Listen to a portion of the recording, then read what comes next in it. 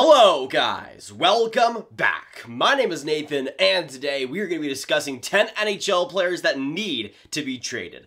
Now there's been a lot of players so far this season that have struggled and not played all that well, and a lot of players as well that are obviously in need of a big change of scenery. So, who are the players right now in the NHL that need to be traded and which players make today's top 10 list? Watch till the end for all the rankings and all the trade rumors and hit that subscribe button if you're new. Join the Graviteh. We got 70% of the people that are watching the videos that are not subscribed, so every bit helps on the road to 32K.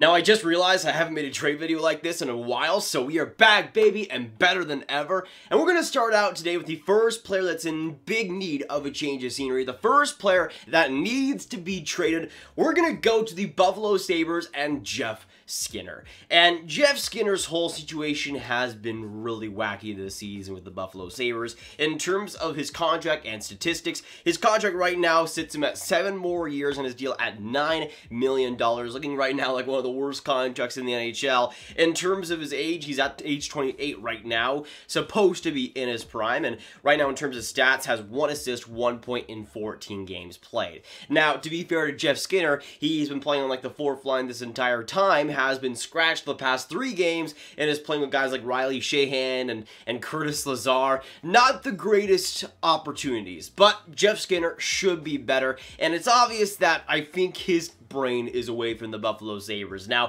he said that he doesn't want to leave Buffalo per se, and I mean, if I was being paid $9 million, I wouldn't want to leave, but I think the Buffalo Sabres do need to make a decision here pretty quickly, because this is a guy that was a 40-goal scorer just 2 seasons ago. It seems like ever since Ralph Krueger got into the coaching staff, it just seemed to all change for Jeff Skinner, his play and his opportunity, and I think Jeff Skinner, especially when it comes to his career, would definitely rather be on a different team given top 6 minutes, power play minutes, because that's where he truly succeeds, and he hasn't had that for 2 seasons now. So the Buffalo Sabres are really screwed if they do, screwed if they don't. They're not going to get rid of a $9 million contract in this economy. It's not happening. But even if they retain 50% on that, make it a $4.5 million deal, who is taking that deal for a guy that has 1 assist this year? And even then, you would have $4.5 million in retained salary on your books for the next 7 years, which is not exactly a situation I would want my team to be in. But especially with the Jack Eichel trade rumors and everything, if I'm Jeff Skinner and I've seen the treatment that I've gotten under Ralph Krueger, I'm asking for a trade. I'm getting the heck out of Buffalo no matter what. This is a guy, though, that has scored 40 goals in the past 2 years. This is a guy that has that potential, hasn't given the opportunity, and yes, hasn't played great, but if he does get traded, which I think could be a real possibility here, this is a player that could do major things somewhere else and kind of revive his career a little bit. He's still 28 years old. He's still pretty young and should be a lot better than what he is right now. And a change of scenery could definitely make that career revival actually happen. We're now going to go on to the second NHL player, though, that needs to be traded and could be traded as soon as this trade deadline. We're now going to go to Nashville Predators' big-time D-man in Mattias Ekholm. Now, the Nashville Predators have been reported to kind of want to rebuild, it seems like, over these past couple of weeks, and especially with how the Preds are playing right now, constantly losing versus teams like Detroit, and it's just being an entire dumpster fire this year. The Nashville Predators, I think, will sell quite a bit, and Mattias Ekholm, I think, will be the biggest part of that. Now, with Ekholm, he has $3.7 million for 2 more years this year and next. He's age 30, and so far this season, in 12 games, has 3 assists for 3 points, and has kind of been a little bit average this year. Definitely not what we usually expect with Ekholm, but this is a player that, in terms of raw defensive talent and the results he's shown before this season, he has been one of the most consistent, solid NHL defensemen, and especially for a $3.7 million contract, that's an absolute bargain to what you could get. Yes, he hasn't been great this season, but there's a lot of teams out there that I think could definitely want him. I think Montreal on that left side could really use him.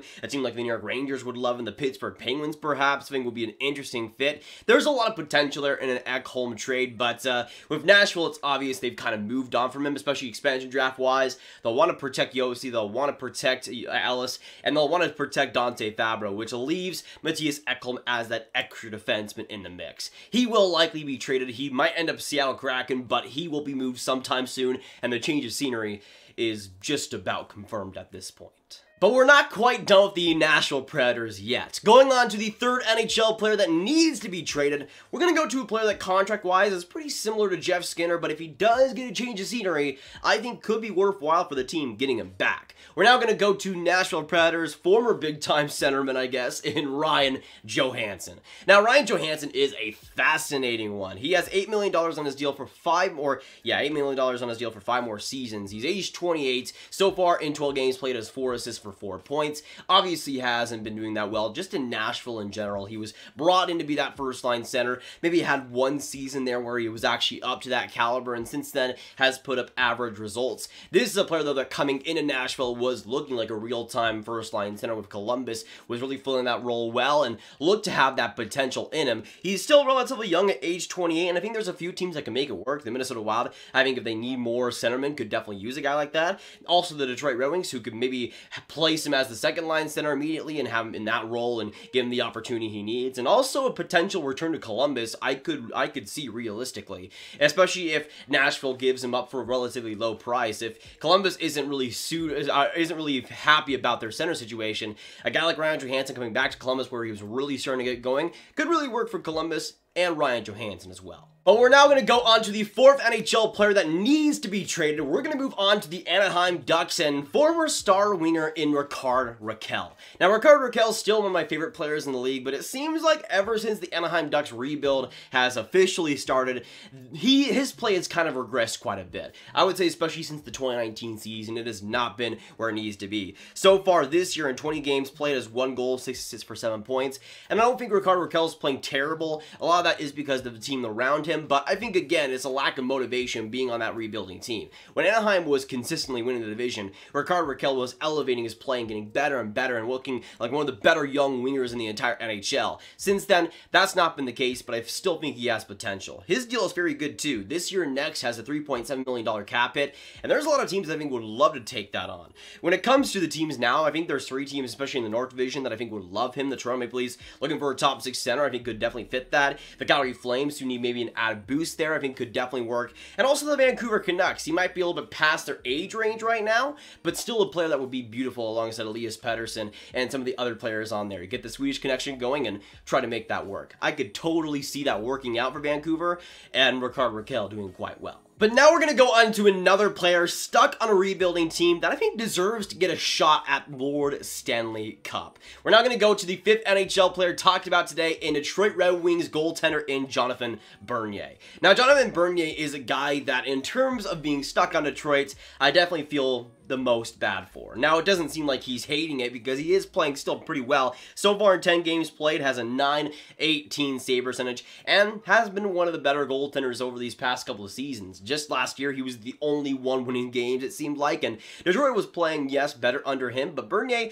was playing very, very solid and was one of the more underrated goaltenders last year and the year before that. I think even as a backup, he has a lot of value to add. His contract isn't even that bad. He has this season, he would be a rental. He has $3 million on his deal, but as a backup veteran at least, I think he has a lot of value and potentially as a starter could do very well. We don't know what he would really do if he wasn't on Detroit, but this is a player that's played very well under some bad defenses there, and to be put on a contending team, I could see him doing pretty well, and having a shot at Lord Stanley I think could definitely motivate him to elevate his game even more than what he's shown so far in Detroit. But next up at number 6, we're going to go to a defenseman that's been in trade rumors a lot over this last month that I think for the St. Louis Blues will eventually have to solve itself. We're now going to go to one of the better young defensemen in the league in Vince Dunn. Now, I'm a huge Vince Dunn fan, and we saw a lot of trade rumors, especially at the start of the season for St. Louis, and a lot of this, just like Nashville, is because of that expansion draft. They would likely, of course, end up protecting Falk,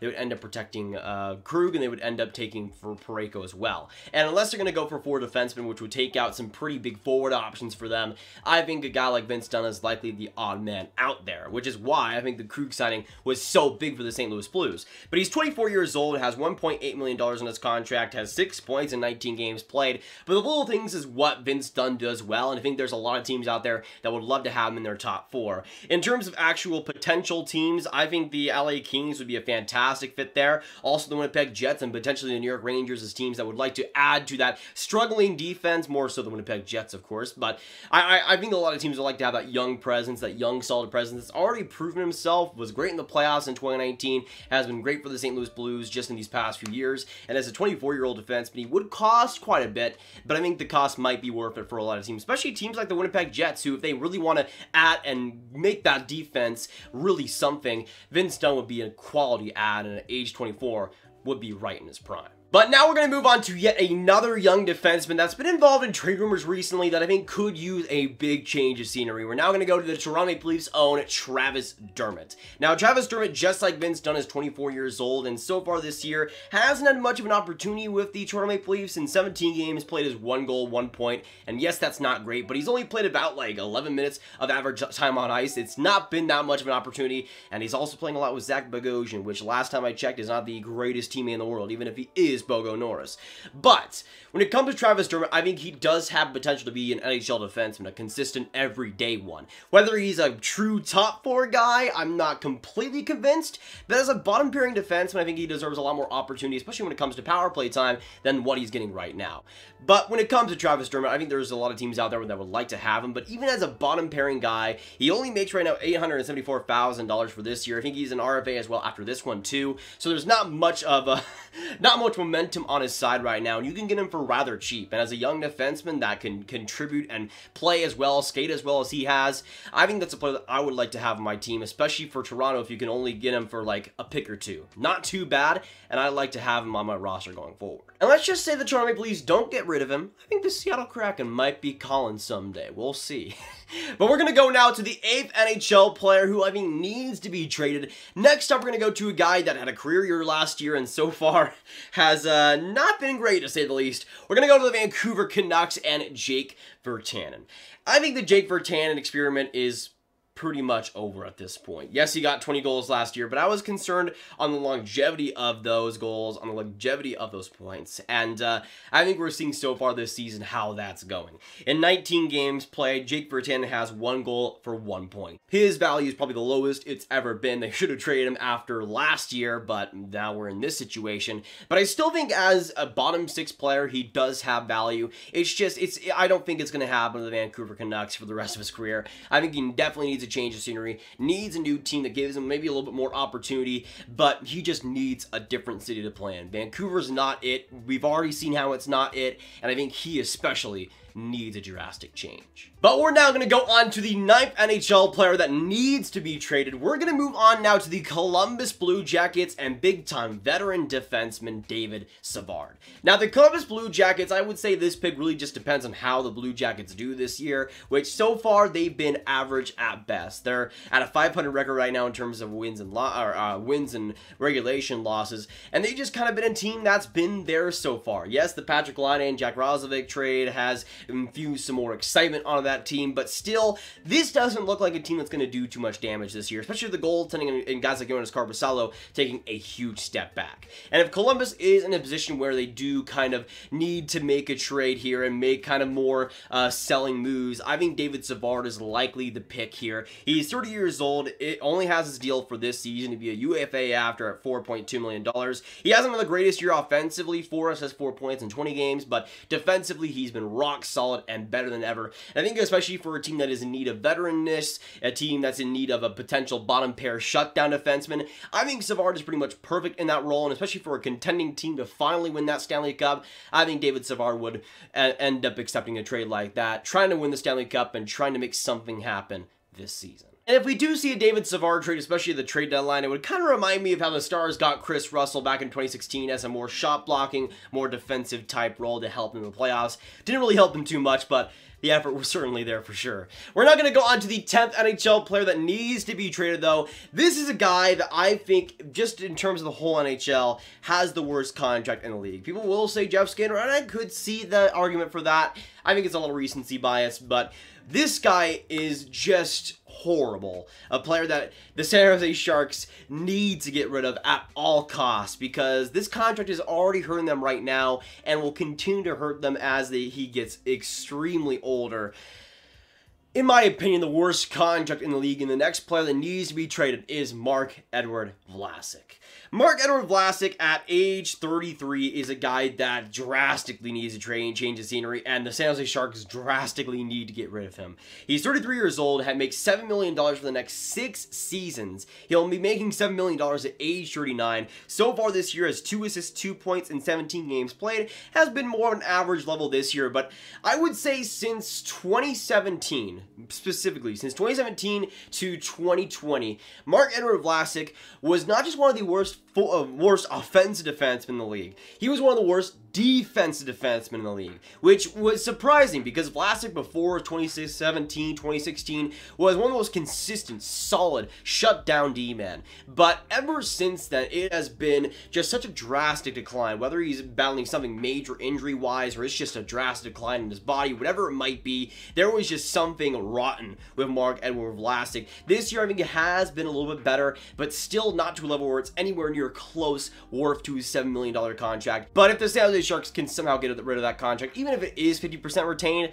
that would be an absolute miracle. They need to get that off the books. They need to trade Marc-Edouard Vlasic. And let's be real here. This is a guy that hasn't won the Stanley Cup. He's age 33, and the San Jose Sharks are the San Jose Sharks. So if he goes to a contender, he's saying yes. But that'll be it for today, guys. Thanks so much for tuning in. If you enjoyed, hit that like button, hit that subscribe button, and hit that notification bell for more videos just like this one. Make sure you comment down below your thoughts. What do you agree and disagree? And who do you think is one NHL player who needs to be traded right now at the trade deadline, the offseason? Let me know, y'all. Make sure you share this video with your friends, get it out there, and click on this card for all my hockey rankings content right in one playlist. My name is Nathan. Thanks so much for watching. Rock the red, and I'll see you in the next video or stream.